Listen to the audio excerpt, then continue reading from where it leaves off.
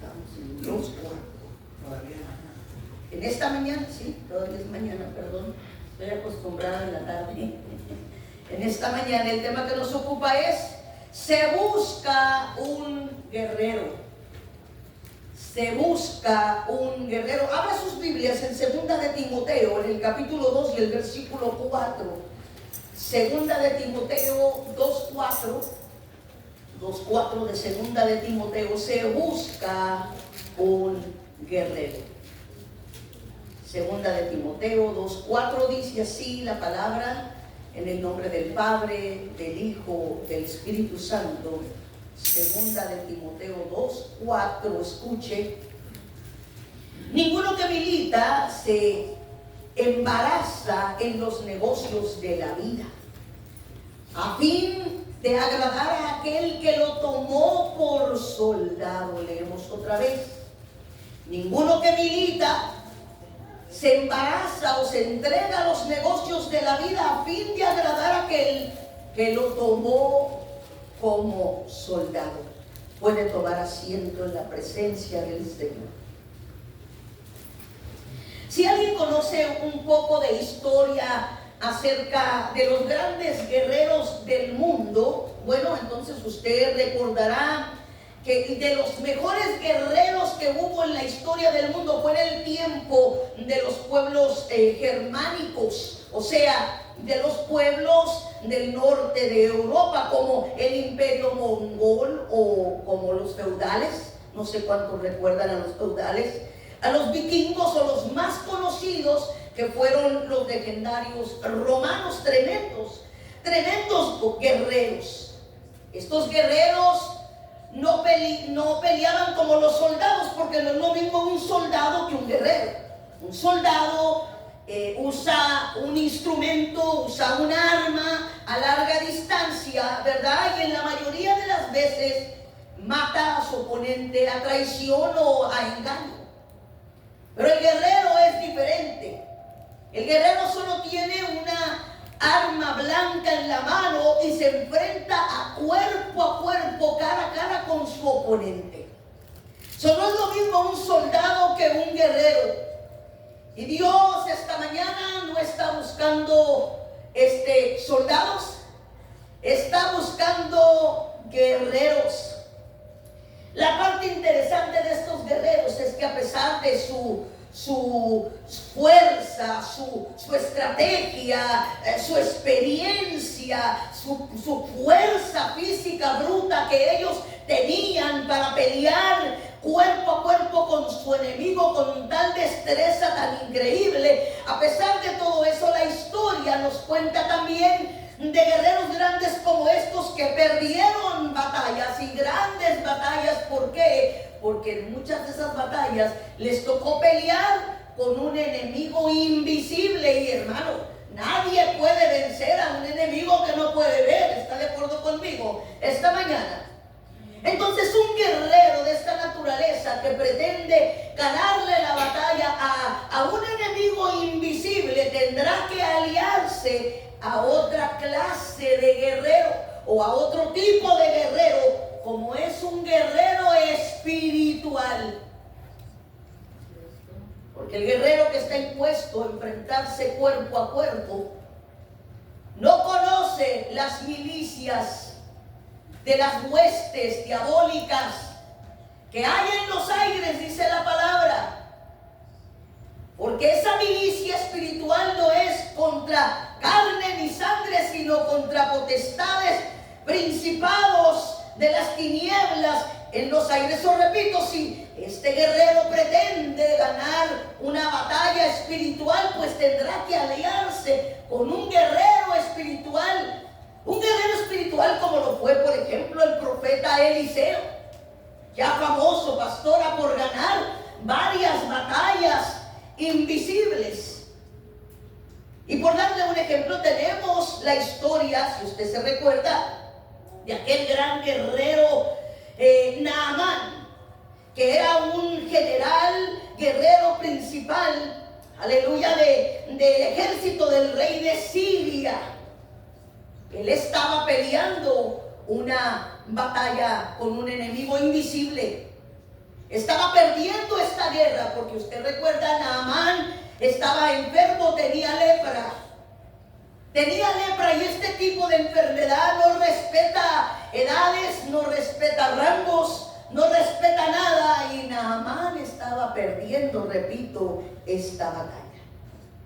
Pero escuchó de este guerrero espiritual, experto en ganar batallas con enemigos invisibles, y entonces decidió ir a verlo, a buscarlo. Y al llegar a la casa del gran profeta, Naamán, siendo un gran guerrero, acostumbrado a que le dieran honores, a que lo recibieran con un respeto increíble, y la gente se le postraba y le hacía honores y le daban bienvenidas increíbles, él pensó que el profeta lo recibiría de esa manera. Pero cuando llega con este guerrero espiritual, el profeta ni siquiera salió a recibirlo. Y para colmo del insulto, le manda al criado. Para colmo del insulto, el criado ni siquiera lo ve a los ojos, así todo humildito sale, que dice que te vayas a sumergir 7 veces al Jordán, y eso fue todo, y se va. Yo me estoy imaginando a Naamán en este momento. ¿Y esto qué? Le pudo haber cortado la cabeza allí mismo al criado. Se tuvo que haber enojado, porque él era un hombre de carácter, era un hombre de guerra, y era un hombre muy respetado. Y cuidado que le faltaras el respeto, pagabas con la vida. Mas sin embargo, aquí recibe su primera humillación, yo creo, en toda su vida. Óyeme, irme a sumergir al Jordán. El Jordán no era de aguas dulces o aguas limpias, cristalinas. No, el Jordán era de lo más sucio. El Jordán era un río sucio. Era un insulto para este gran general del ejército de Siria. Pero como él estaba perdiendo aquella batalla, no le quedaba otra más que ¿qué? Obedecer. Y renegando, como usted quiera, fue y empezó a meterse aquellas aguas del Jordán. Me imagino que iba renegando y que iba enojado. Pero al entrar, él se sumerge la primera vez. La orden eran 7 veces y él se sumerge la primera vez. Y todavía sale enojado. A estos yo les corto la cabeza. Se sumerge la segunda vez y todavía está enojado y está renegando, y se sumerge por tercera vez. Si esto no funciona, estos me van a oír. Se sumerge por cuarta vez. Este río tan sucio, tan apestoso. Se sumerge por quinta vez. ¡Qué insulto a mi persona! Que estos no saben quién soy yo. Se sumerge por sexta vez y todavía está enojado y sigue renegando y amenazando tal vez de muerte. Pero se sumerge ahora por séptima vez. Y cuando él sale de aquellas aguas sucias por séptima vez, la renegadera se acabó. La amenaza se acabó. Ahora todo aquello fue cambiado en gran sorpresa. Un milagro de milagros acababa de suceder. Amén. Aleluya. Gloria a Cristo. No tiene llagas blancas. No tiene heridas en su cuerpo. No hay supuración. No hay peste en su cuerpo. Él está completamente sano. Santo. Los pedazos de carne que se había tragado, aleluya, la lepra, aleluya, había sido reemplazados como la piel de un bebé. Él estaba completamente sano. Amén. Gloria. Gloria a Cristo. Imagino que su corazón, sus ojos, su espíritu, su alma no podían creer lo que estaba mirando.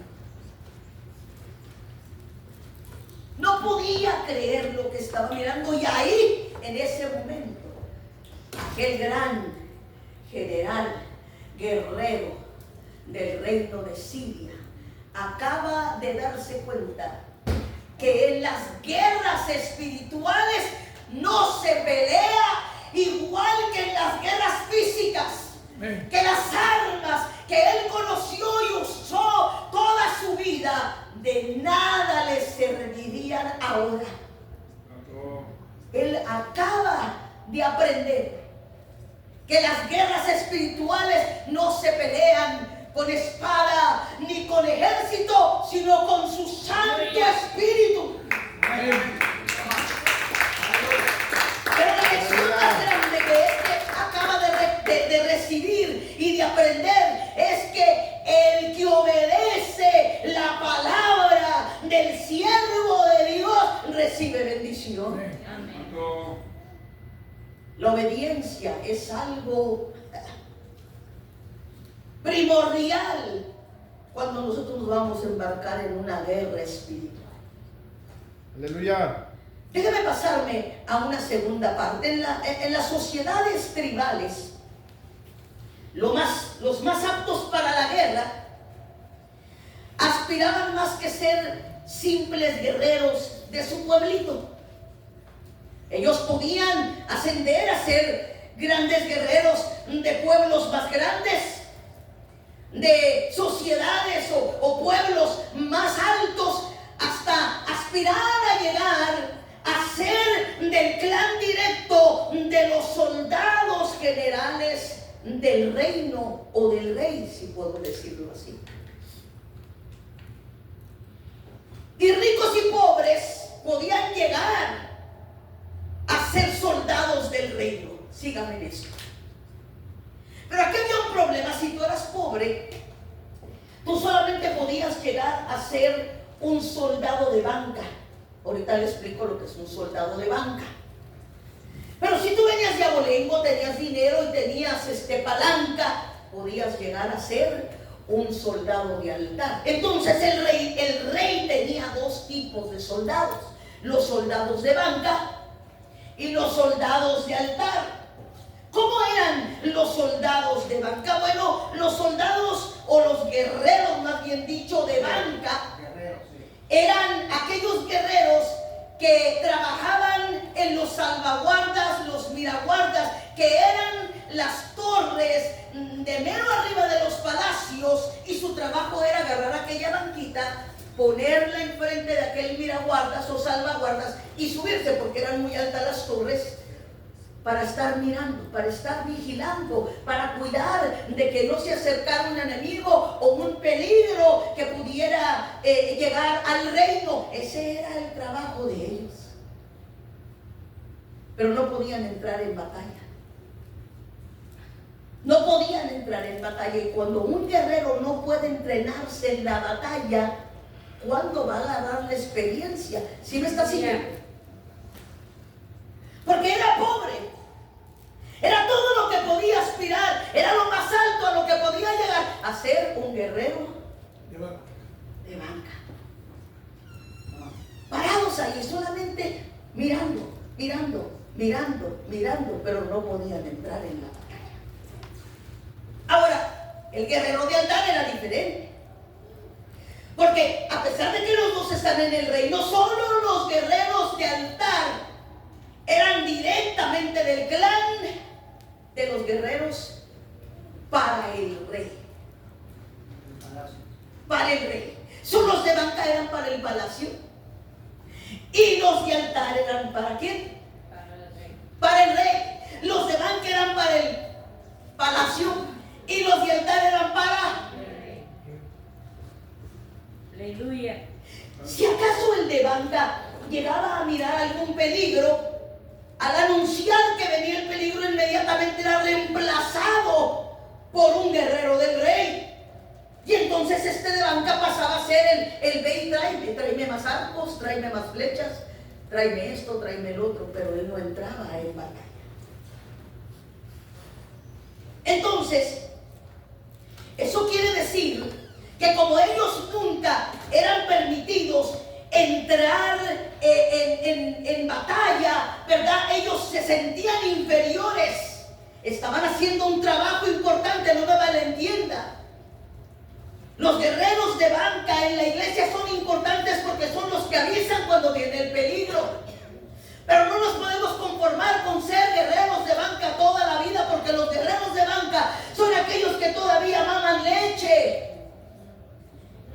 los guerreros de altar son los que comen carne espiritual. Amén. Santo. No es lo mismo mamar leche que comer carne, mi hermano. Amén. El cuerpo no se nutre igual, no hay un crecimiento, un desarrollo igual. ¿Y cuáles eran los guerreros de altar? Bueno, en los palacios antiguos, parte de la construcción era que a la entrada de los portones principales, más que todo al lado derecho, se construían unos altares, unas bancas, se puede decir así, como forma de este altar, como aquí, de cemento, donde cuando los soldados llegaban de la guerra, si ellos habían ganado la batalla, ellos se paraban en todo el altar de cemento. Cuando el rey se asomaba a ver sus soldados y los miraba parados en el altar, el rey se gozaba porque eso era señal de que ellos venían victoriosos. Eso era señal de que sus soldados olían a victoria. ¿Se acuerdan de ese canto que dice a qué huele un guerrero cuando viene de la batalla? Huele a victoria, huele a victoria. Cuando el rey se asomaba, repito, y los miraba parados en el altar, el rey se gozaba. ¿Por qué? Porque los soldados habían ganado la batalla.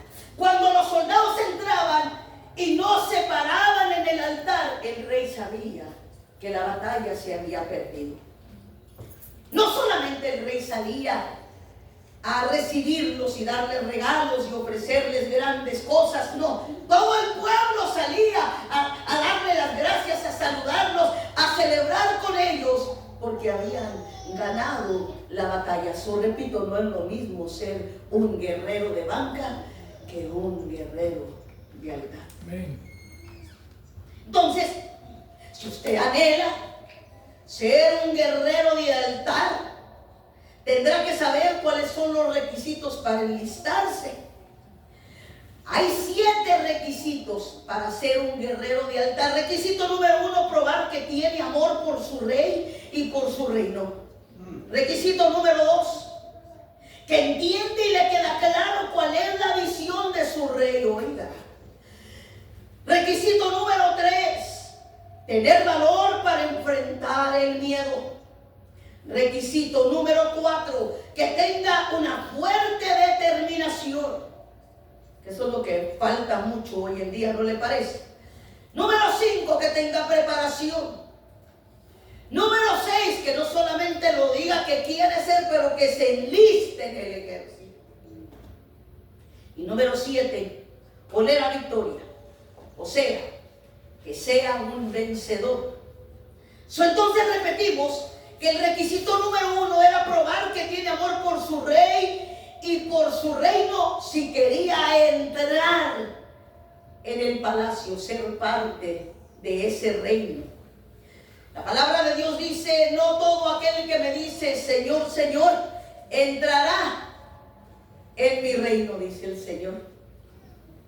Entonces, nuestro rey no se deja engañar por emociones o por gritos o por lloros o por palabras tiradas al aire, no. Él sabe muy bien quién le ama y quién no le ama. Y repito que el requisito número 1 es amar a tu rey y a su reino. Juan 14:23 dice, el que me ama, entonces guarda mi palabra, porque el que no guarda mi palabra es mentira que me ama. Juan 14:15 dice, si me amáis, entonces guarda mis mandamientos. Aleluya. Muchos decimos que le amamos con la boca, pero nuestros hechos dice otra cosa. Mas la palabra dice que por sus frutos los conoceréis. Juan 16:27 dice, mi Padre mismo los ama tanto a ustedes, porque ustedes primero me amaron a mí. Y también creyeron que yo vengo del Padre. Oiga, qué hermoso. Requisito número 2, que entiende y que le queda claro cuál es la visión de su rey. Oiga, este es más simple todavía. ¿Cuál es la visión de mi rey? Engrandecer su reino en la tierra, para que todo aquel que en él crea no se pierda, mas tenga la vida eterna. Es muy sencillo. Él quiere hacer un pueblo, su pueblo, aquí en la tierra. Segunda de Corintios 6:16 dice: yo habitaré en ellos y andaré entre ellos y seré su Dios, y ellos serán mi pueblo. Aleluya. Requisito número 3: valor para enfrentar el miedo. Oiga, la vida nunca dio tanto miedo como ahora. ¿Está de acuerdo conmigo? Esto que está pasando da miedo. Pero la palabra de Dios dice: porque yo no les di a ustedes espíritu de cobardía, sino de valentía.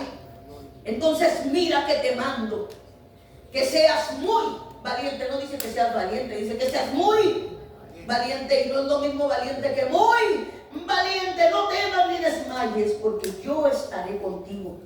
Mi vara y mi callado te infundirán ayuda. Requisito número 4: que tenga ese guerrero una fuerte determinación, no solo en verbo, pero también en acción. También en acción. Él te pondrá las fuerzas del búfalo, te pondrá las alas del águila, para que tú puedas correr y no cansarte, correr y no desmayar, para que tú te levantes cada vez que caes, porque sí vas a caer. No hay promesa de que no vas a caer. Puedes caer, pero 7 veces se levantará el justo, dice la palabra del Señor. Y aparte de eso, los fracasos que he tenido sirven para enseñarme que parte de la victoria al final también van a ser mis fracasos. Los fracasos son para aprender. Los fracasos son para saber que puedo fracasar. Y los fracasos son no para desanimarme, sino para levantarme y haber aprendido de ellos, para no cometer el mismo error y para que la otra vez las cosas salgan bien y haya mejor determinación. Amén. Número 5, requisito número 5 es preparación. ¿Cómo se prepara un guerrero espiritual? Usted mismo me lo puede decir: en ayuno, en oración, en consagración, escudriñando la palabra, declarando la palabra. Si yo no leo la palabra, si no conozco la palabra, ¿cómo la puedo declarar? Un guerrero que quiere ser un guerrero de altar y no de banca, no va a ser un guerrero que ora 30 segundos y se le acabó el repertorio. No. Las personas que no tienen problema para durar 1 hora, 2 horas orando, ¿verdad? O aguantar una vigilia de 6 a 6, son las personas que, los guerreros, más bien dicho, que conocen esta palabra. Cuando tú conoces la palabra y estás orando la palabra de Dios, la Biblia, esta palabra que tú lees fluye y te falta tiempo. Entonces dijimos que el requisito número 5 es preparación. Y parte de la preparación también es asistir a nuestras iglesias, no dejando nuestras congregaciones como algunos tienen por costumbre. Porque ahí habita el Señor en medio de la alabanza de su pueblo, y ahí también envía bendición y ¿qué? Y vida eterna. Requisito número 6: no solamente decir yo quiero, pero nunca enlistarse. Requisito número 6 es: yo quiero y me enlisto en el ejército, entendiendo que las guerras van a ser espirituales, que estas guerras van a ser en un ámbito totalmente diferente, en un ámbito espiritual que se va a materializar en lo carnal. ¿Sí me entienden? ¿Sí me entienden? Entonces nosotros tenemos que estar preparados para lo que llegue, porque va a llegar calor, frío, hambre, va a llegar tristeza, dolor, desánimo, te van a engañar, te van a traicionar. Pero ¿estoy enlistado o no estoy enlistado? ¿Y por qué le digo yo enlistado? Porque una vez que lo enlistas, no enlistan a cualquiera. Cuando usted lo van a enlistar en el ejército, primero lo revisan para ver que no tenga un pie chueco, para ver que no le falte un ojo, que tenga buena visión, que no tenga pie plano, y bueno, por ahí. El Señor hace lo mismo. Él está buscando guerreros sin arrugas, sin mancha, para enlistarlos, porque esos son los que están listos para ser enlistados. Puede venir la prueba, puede venir la lucha, puede venir lo que sea. Pero si lo enlisté es porque sé que está preparado. Número 7, que ese guerrero ya enlistado continuamente vuela victoria. Que vuela victoria. Amén. Sabemos que el hermano se le quemó la casa. Y cuando se le quemó la casa, pues agarró el carro también. Y hasta el perro se le quemó. Pero el hermano es el que más alto, el que más brinca, el que más alaba, el que está primero en la iglesia.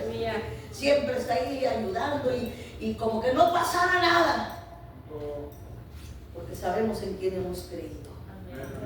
Somos guerreros de altar, no somos guerreros de banca. Termino con esto. Damos gracias a Dios porque sí hay guerreros, personas en todas partes del mundo, individualmente formando un linaje escogido de guerreros que vibran en una misma frecuencia y entrega en todo el mundo.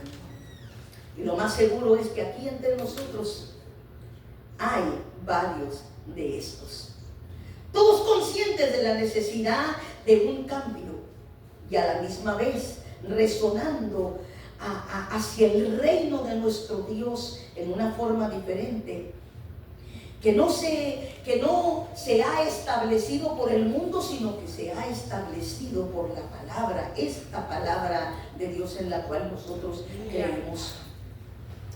Guerreros de altar, que abrazamos esta palabra como nuestra única regla de fe, gobierno y disciplina, que militamos con voluntad y que también con esa misma voluntad anhelamos ser esclavos de su reino, más que esclavos de este mundo pecador.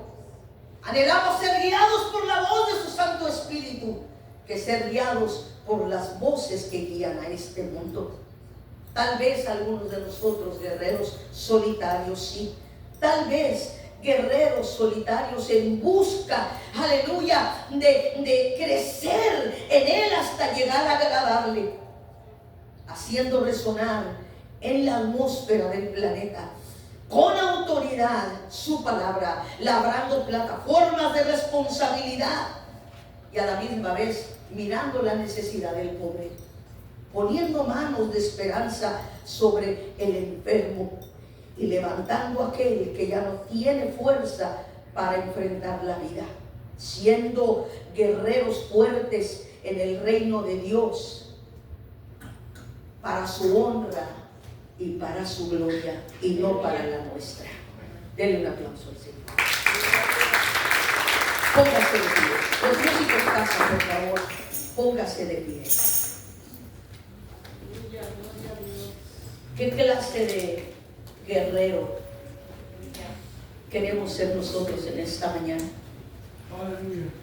Porque al abrir este altar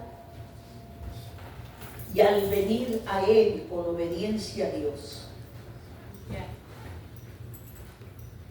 después de esta palabra que el Señor nos ha dado, creo que lo más conveniente es decirle al Señor: mira mi vida. Mira mi vida, como dijo David, escudriñame y mira lo más profundo de mí. Y si hay algo que no te agrada de mí, quítalo, cámbialo, sácalo, transfórmalo. No quiero ser un guerrero de banca toda la vida. Ya son muchos años en la iglesia. Enséñame a masticar esa carne espiritual que tú tienes para mí. Estoy listo para entrar en batalla por ti. Estoy listo para entrar en batalla por ti, Señor. Tú eres digno. Tú te lo mereces. Tú eres digno. Tú te lo mereces. Quiero probar mi amor por ti. Y que tengo amor por tu reino, por esta casa.